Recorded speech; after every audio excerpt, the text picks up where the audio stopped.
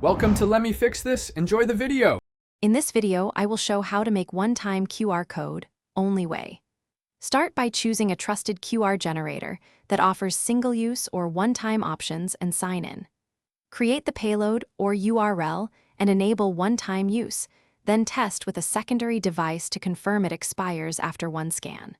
Finally, monitor scans in the dashboard and revoke access if anything looks suspicious.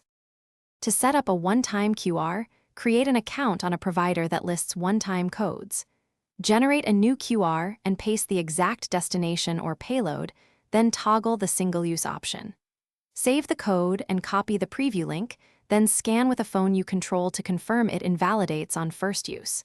If it remains active, revoke and try again with stricter options. Practice good security by minimizing what you place into the QR and preferring short-lived tokens. Always use HTTPS destinations and avoid embedding personal data directly in the code.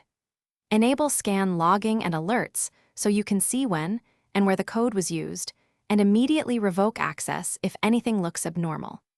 Regularly review provider settings and update.